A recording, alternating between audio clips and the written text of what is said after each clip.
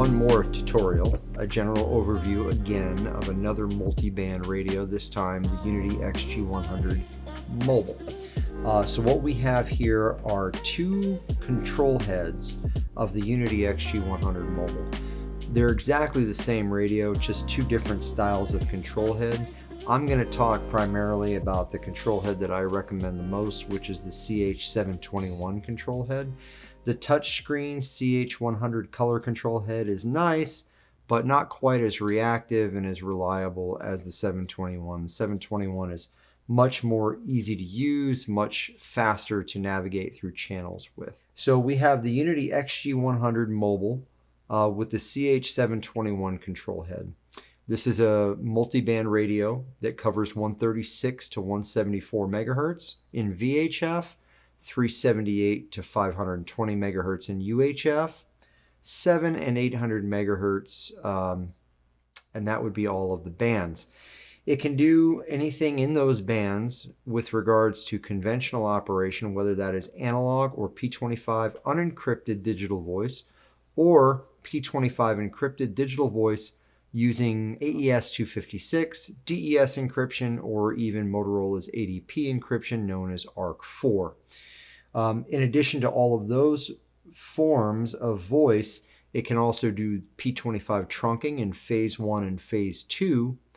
In addition, it can also do legacy trunking in the form of EDAX. That's Harris's proprietary older trunked radio format. Very, very simple radio and very efficient the way that we program it.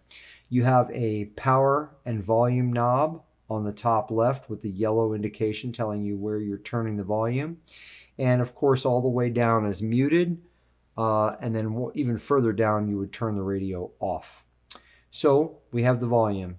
On the bottom, we have an infinite channel selector. So what that means is, unlike some of these portables where you have to program from the keypad what the channel knob does, if you have 1,000 channels in your radio, you can rotate this 1,000 times and you'll get there eventually. Now, there are other ways to navigate through multiple channels more efficiently, but just know that you're never limited in terms of what you're going to use the channel knob for. It's infinite and very tactile and able to feel how many clicks you've gone and so on and so forth. So that's the channel knob. Then we have our system selection ramp key with the dot on top and the two dots on the bottom. This will cycle us through various systems up and through various systems down. After that, we have three pre-programmed, or I should say user programmable presets.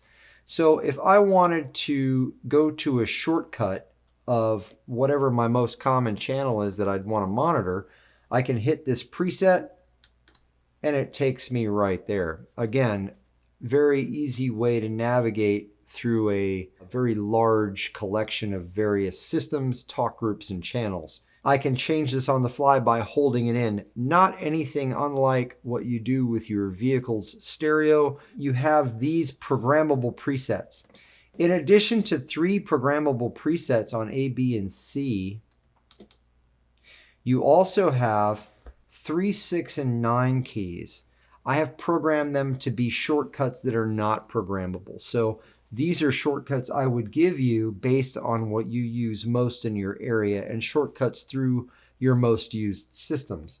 So on the first one, I hit 3 and it takes me to my local county fire and EMS dispatch channel on VHF that's simulcasted so I can monitor what goes on in my county for fire and EMS. As I go to the number 6 key, that can take me to my local SARnet repeater, which is in Sebastian, Florida. And as I hit the number 9 key, it takes me to my local weather channel in Fort Pierce, Florida. And I can immediately get weather reports on active weather conditions. So these are 3 pre-programmed shortcuts that'll take you anywhere in the radio, any system, any talk group, any channel. And of course, through the programming that we work out with you, we'll determine what those shortcuts should be. And then any additional shortcuts that you want to add From the keypad, you would do so by programming them yourself with the A, B, and C keys. All right, so starting with the number 1 key, it can be programmed to be an audio playback key, where it plays back your previous transmission, or it can be programmed to alternate through the various systems in your radio. In this case, you can navigate those systems with the ramp key, so it's kind of redundant to use it as a system navigation key. Moving on to the number 2, we can select what channel we want in the radio just by punching it in. So this particular system is the local system, probably has over 100 channels. So we're just going to go ahead and ask it to go to channel 99. And so I'll hit the number 299 and hit menu. And it takes me immediately to merge channel 2. So just another way to quickly navigate through a large number of channels without rotating the infinite channel knob 99 times. Moving on from the number 2, we already covered 3, 6, and 9 being your shortcut keys. Number 4 is going to toggle your power settings. So as you hit it, you'll notice that low power flashes at the top of the screen for just a moment. And if you hit it again, it says high power. All the channels in the radio are programmed by default to transmit at high power, which for these radios would be about 50 watts. When you toggle it to low power, it can transmit at more like 5 watts. So something a little bit more RF safe for not causing any kind of harmful interference to equipment nearby, or minimizing your signature that you're putting out in terms of wattage. So that's the number 4 key. The number 5 is your FCC menu, which will turn on your display that shows you the frequency that you're operating on and the signal strength of whatever it is that you're receiving. The higher the number, closer to 120, no signal at all. The lower the number,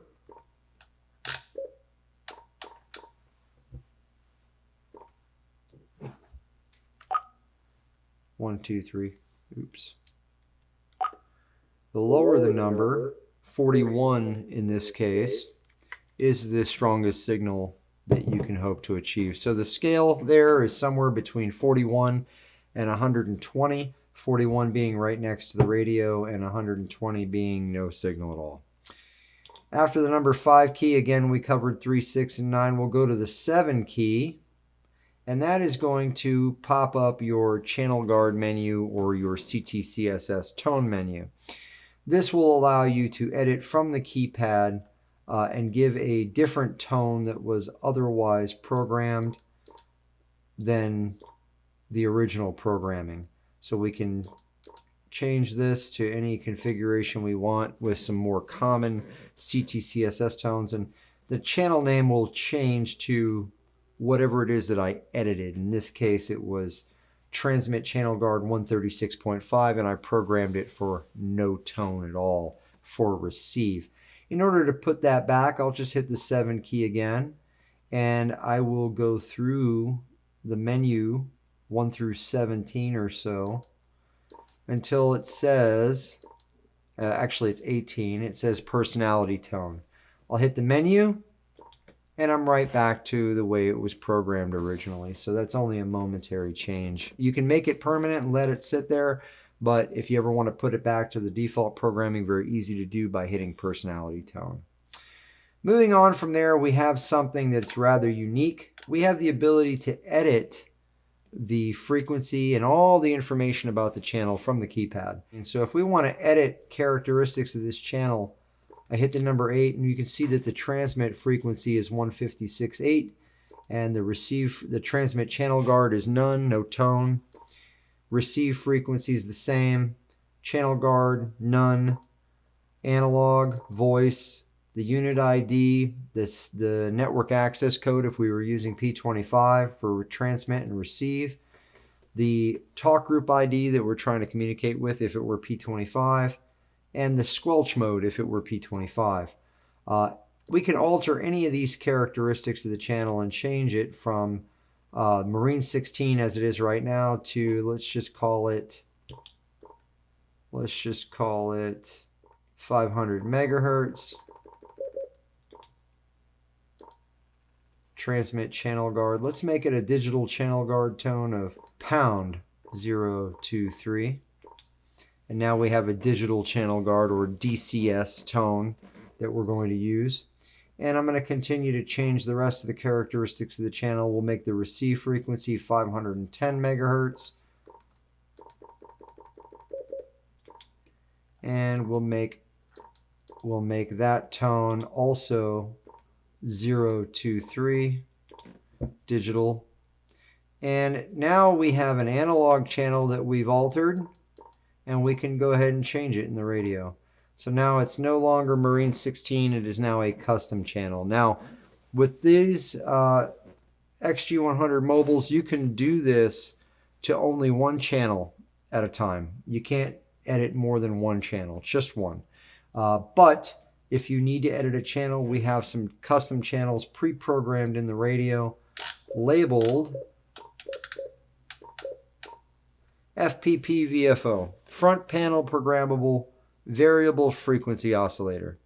And if you wanted to alter the characteristics of this particular channel, because this channel is nothing, there's nothing significant about the channel other than it is designed specifically for you to alter should you need to add something to the radio, you can add or customize that channel. So again, we'll just go ahead and customize it, make it 500 megahertz. Change the channel guard tone to, this time, how about 146.2. Okay, receive 510 megahertz. And again, 146.2. But this time we'll change it to P25 digital. So it's a P25 channel now. We can change our unit ID to be whatever it is we want. So let's call that. We've changed our ID to 12345. Our network address is the all call transmit NAC, and our receive address is the all call receive address. So that way there's nothing we can't receive and there's no one that can't hear us. That's pre-programmed in here for you. Our group ID could be Talk Group ID 1, or it could be 1000. Doesn't really matter what it is. We can change that. And after we've altered all the characteristics of this channel, we can go from normal to select to monitor. Let's leave it on monitor. We'll go ahead and change the channel. And we have now programmed from the keypad a custom P25 digital channel using whatever ID number we needed or we wanted to display as our own, accessing whatever Talk Group ID we needed to access, on whatever frequency, using whatever squelch setting, and whatever network access code was necessary. And we even encoded it with PL tone for receive in the event that you're using mixed mode analog and P25. So lots of things that can be accomplished from programming the radio from the front of the keypad. No real feature that can't be edited of the channel, with the exception that you can only do one channel at a time. So we'll go ahead and put this back to where it was previously. We'll access that same function again and change it to restore channel. And you'll see that the custom label that was applied now goes away and we're back to FPP VFO. Star key is pretty self-explanatory. That activates your phone functions, your DTMF functions. Okay. Your 0 key adjusts the brightness of the display.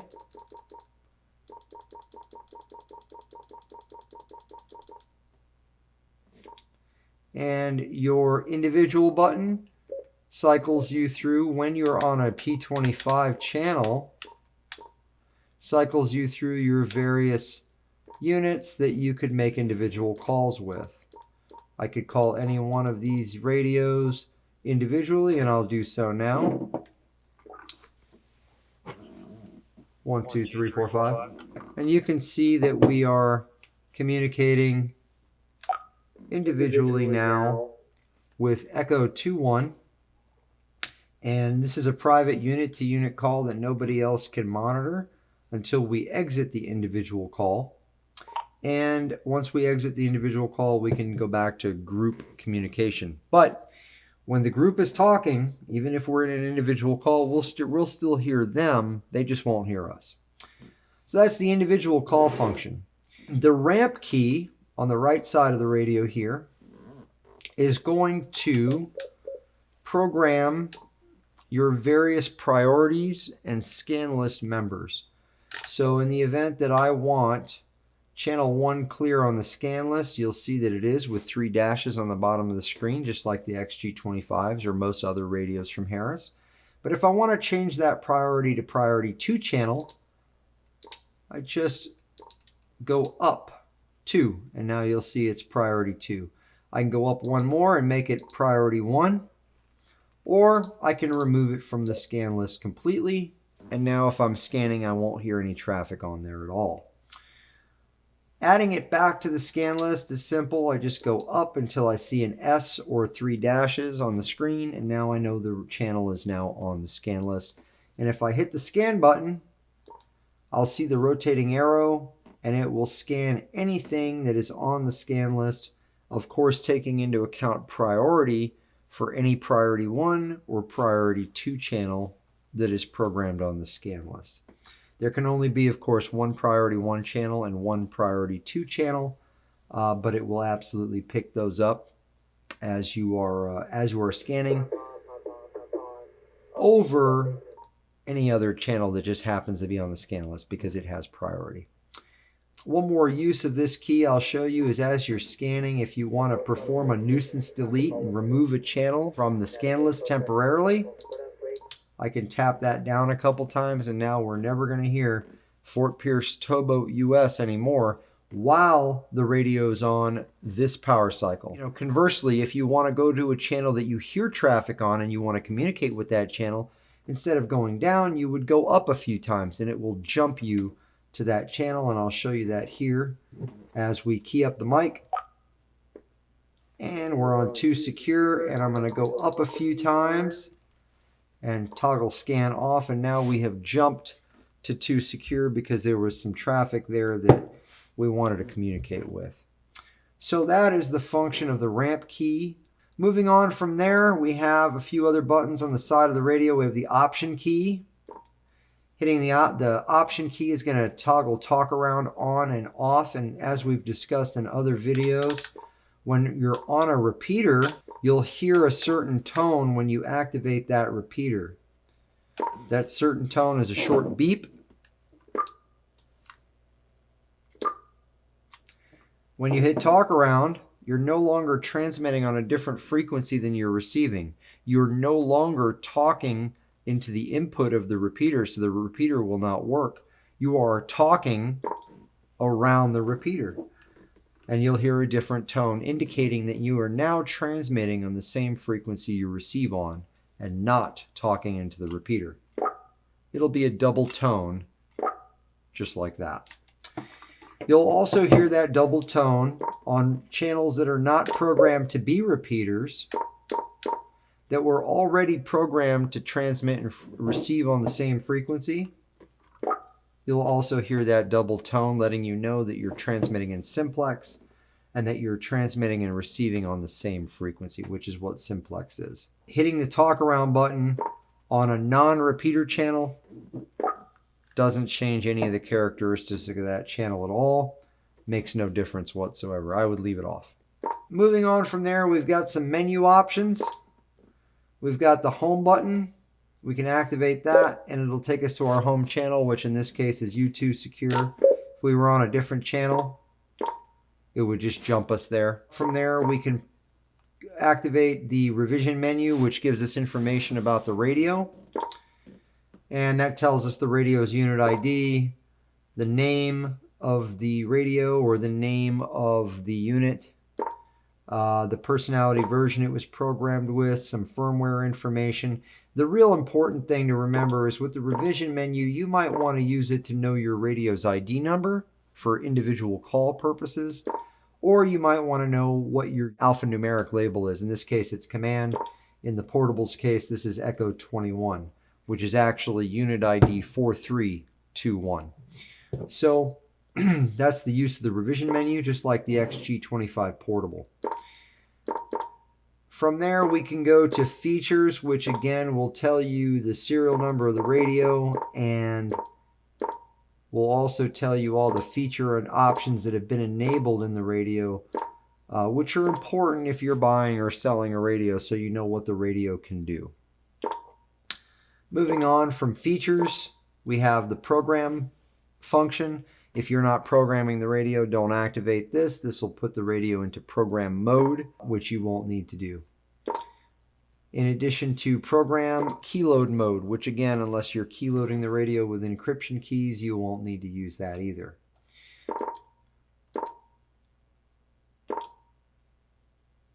Moving up from there, we can display the key that's being used in the radio on the channel we're on. In this case, it's key number 1.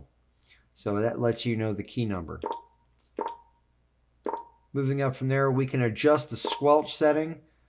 Typically, I have the squelch setting set at 9 by default, but some radios are a little more sensitive than others. So the receiver is very sensitive on this, so I've had to bump the squelch level up to 11 to tighten the squelch a little so I don't hear things that I don't want to hear. If I drop the squelch level down, you see the busy light turns on, and I'd hear a lot of white noise if the channel wasn't protected with a CTCSS tone.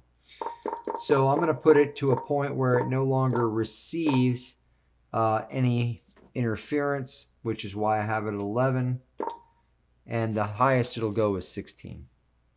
Moving on from there, we have Bluetooth. I can toggle it on or off. Moving up from there, GPS. It's on, and it can give me the time of day if I hook up the GPS antenna, as well as my latitude, longitude, speed, direction of travel. Moving up from there, noise canceling functions I can activate if I need to or deactivate. And then I have 5 system group shortcuts, which are the same as the 3, 6, and 9 keys. Those are those shortcuts that I showed you. But I believe we only have 3 of them as the 3, 6, and 9 keys. So if you need more, system group 4 would be an additional shortcut that you can't get to from the keypad, but you can get to from the menu, as well as system group 5. After that, finally, we have a radio check. If I want to check on Echo 21 and make sure that the radio is turned on within range and on the correct channel, all of those three things have to happen in order for me to get a response. The way I would do that is go to the proper channel, activate radio check, punch in. Oh, I don't even have to punch in the unit ID. It's already there, Echo 21, but I could punch it in and then hit the push to talk button, and I get success. It's telling me that 4321 or Echo 21 is powered on, within range, and on the correct channel without having to go over the air and actually ask him to come back and do a radio check. All right, guys, the last function on the radio is the emergency key. Pretty self-explanatory. I'm going to have to hold it down for about a 1/1000 count, and it will declare an emergency, and it will do that on your home channel, which is too secure.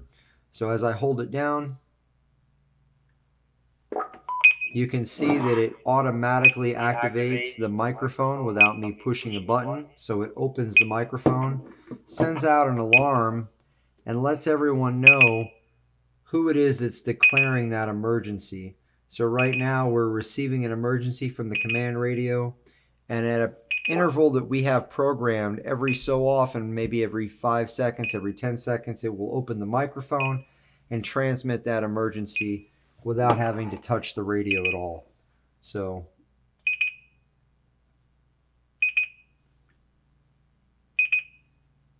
you should be able to hear it about now. So it just opened the microphone. I didn't push any buttons. It'll do that periodically until you clear the emergency. In order to clear the emergency, you'll do the same thing you did to declare it. You'll hold the red button down for another 1/1000 count, and that will deactivate the emergency. Now you'll notice there are still some radios receiving the emergency. They're still sounding the alarm that an emergency had been transmitted previously, and they're telling you who it was that transmitted that previous emergency. The receiving radios will have to exit their screens to get rid of that alarm.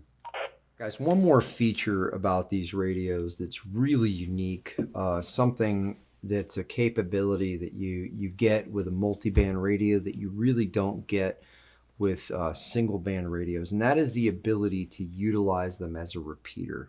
Now, the downside to this is that you'd need two radios at twice the cost in order to do this. But if you do connect two multi-band radios together in a repeater configuration, what you can achieve is cross-band repeating, meaning that you're receiving in, say, UHF on one radio and retransmitting that same signal in real time on VHF.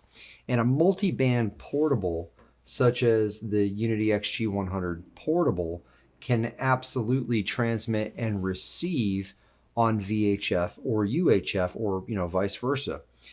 So doing that, you have a repeater that can be programmed to do analog voice on UHF or VHF for receive, and then the alternate for transmit. Or you can do P25 unencrypted, or you could do P25 encrypted using a variety of algorithms, AES-256, DES, or ARC4, which is ADP. So an example of that would be, we are on a UHF channel on the top radio, and this is our receive radio. And we've got a toggle switch on the side of these two radios that's flipped on, that every time our signal is received by the top radio, it's automatically retransmitted on the bottom radio on the VHF crossband repeat channel. So an example of that would be this. Here I have the Unity XG-100 portable, and I'm going to communicate with it with another multiband radio. Testing. 1, 2, 3, 4, 5 on the crossband repeater. And you'll notice that the ID that comes across the bottom of the screen says command.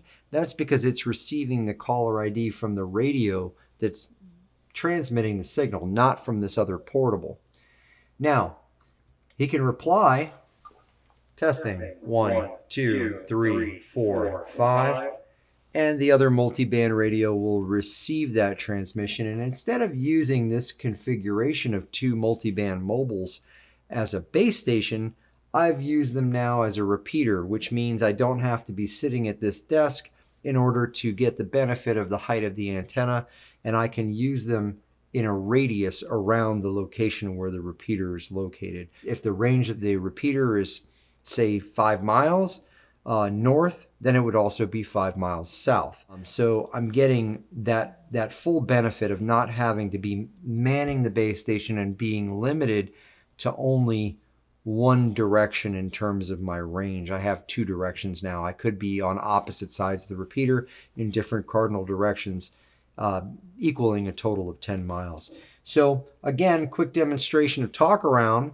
If I disable the repeater input on the XG-100 portable, and I disable it on the other multiband radio, we can still talk to each other, and you'll notice that the communication coming across, the ID coming across says X-ray 1, but the only radio that's receiving X-ray 1 is the transmitter for the repeater, because it's programmed on the VHF channel, and the receiver's not doing anything at all. So this is simply receiving. The mobile is, the repeater is simply receiving, but the two radios are talking around the repeater, not utilizing the repeater.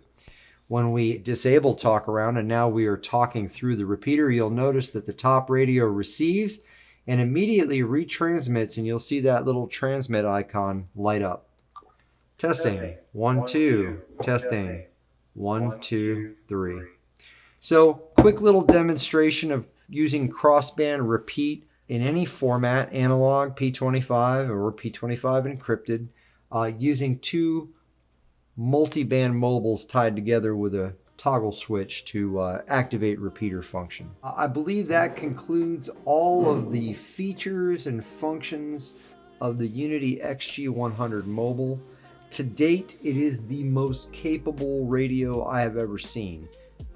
Being able to do trunking not only on the most current Phase 2 TDMA systems, but also legacy EDAC systems, as well as P25 digital, unencrypted and encrypted with multiple algorithms, to include Motorola's ADP or ARC4 algorithm, and to be able to do the full spectrum, 136 to 870 megahertz. There's very little this mobile radio cannot do, and I can't recommend it any more highly than I have already. Please feel free to call anytime, and until next time, thanks for watching.